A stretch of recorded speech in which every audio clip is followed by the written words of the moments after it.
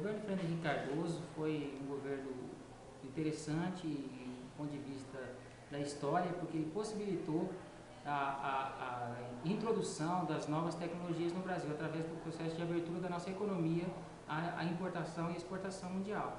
Então a gente acabou sendo privilegiado por processo de comercialização de produtos tecnológicos, e a abertura econômica ela veio então a introduzir no nosso cenário a possibilidade de a gente consumir produtos que até então nós não produzimos, e pelas leis do Brasil, pelas leis a gente não tinha condições de comprar também. Então assim, essa abertura econômica foi fundamental para depois, junto com o plano real, a estabilização da moeda, e a gente conseguir começar um processo de crescimento, de estabilização da inflação, de crescimento da economia brasileira. Ainda que com alto investimento pelo FMI, né, empréstimo junto ao Fundo Monetário Internacional, e empréstimo também junto ao BNDES, ao Banco Nacional de Desenvolvimento Econômico e Social. E a partir daí as micropolíticas foram sendo feitas para ajustar o padrão de desenvolvimento, uma política neoliberal, que é uma política de Estado mínimo, de corte de custos e de introdução da economia privada, né, para que se possa ter então a lei da livre concorrência. E a partir daí o Brasil cresceu sustentável em um grande período.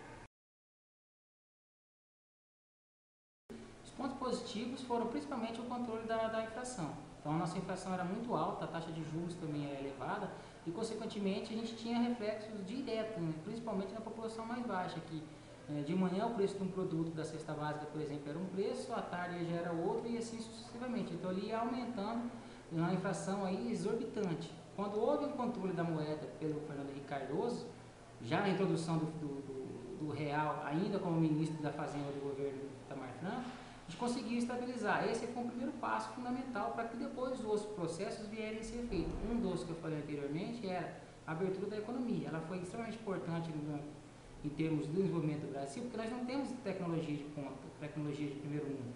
E a partir do momento que a gente não compra e dificulta a entrada dessas mercadorias, a gente acaba ficando atrasado em termos de aparato tecnológico, desenvolvimento científico, artístico, literário, etc. Então, esses foram os principais pontos positivos. O processo de privatização em si não pode ser criticado ao pé da letra, porque ele também possibilitou a maior competitividade de alguns setores, dentre eles a energia elétrica, o sistema de telecomunicações. Por um outro lado, algumas empresas foram vendidas a um preço muito baixo de mercado, dentre elas a que mais é contestada hoje é a companhia Wagner Rio Doce, que é uma companhia extremamente grande, a maior do mundo em reservas e em produtividade, e que foi entregue pelo patrimônio muito baixo. Então, assim, esses foram os pontos positivos e negativos. Um outro ponto negativo que a gente adota é a própria política ser neoliberal. Que compreende a política neoliberal? De livre concorrência. E num país ainda que a grande maioria, em termos de a gente pensar 94, era a grande maioria ainda analfabeta, a grande maioria muito carente, você acaba então colocando essa população bem em patamares inferiores para conseguir se desenvolver, se escolarizar, estudar, etc., para que possa concorrer com um patamar de qualidade de vida superior.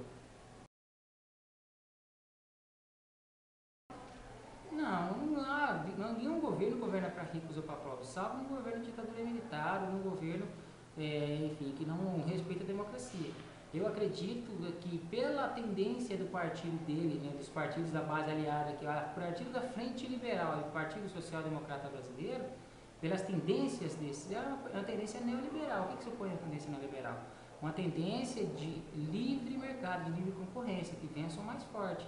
E a partir desse momento, quando você coloca uma política dessa forma, você acaba então deixando em condições bem degradantes a população baixa, que ela não tem condições, por exemplo, um estudante, de pagar um cursinho, de pagar uma universidade, de concorrer com o filho da classe média alta, que vai estar pagando cursinho em mensalidade, estudando nos melhores colégios e, por conseguinte, vai na hora de ambos disputarem a vaga na universidade X ou Y, ele não vai sair na frente sempre. Então essa é a lógica, assim, mas em termos de distribuição de renda foi um governo bom, né? Se pegarmos os 8 anos, não foi um governo ruim, não, foi um governo bom. O problema é que em segundo mandato, né, com a crise internacional de 99, acabou afetando todo o padrão, o planejamento que foi feito, que ao longo de 2001, 2002, nós tivemos aí então vários problemas com a sociedade que começou a ter o seu poder de compra diminuído. A corrupção sempre existiu no Brasil. O próprio Collor foi impeachmentado exatamente por causa da corrupção.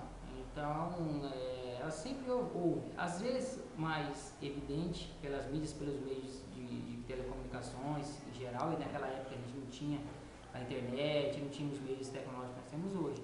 Então, o Fernando Henrique Cardoso também passou por alguns processos obscuros, assim, alguns bem divulgados, amplamente divulgados em revistas, Esporte Nacional, Semanal, e acredito que pela evidência que se tem hoje em dia, pela facilidade da internet, de celulares, de vídeos, enfim, da multimídia de um modo geral, hoje fica muito mais fácil. Qualquer pessoa tem acesso a uma câmera digital, um celular que grava, e portanto ele consegue captar e provar qualquer tipo de corrupção. Naquela época nós não tínhamos esses instrumentos.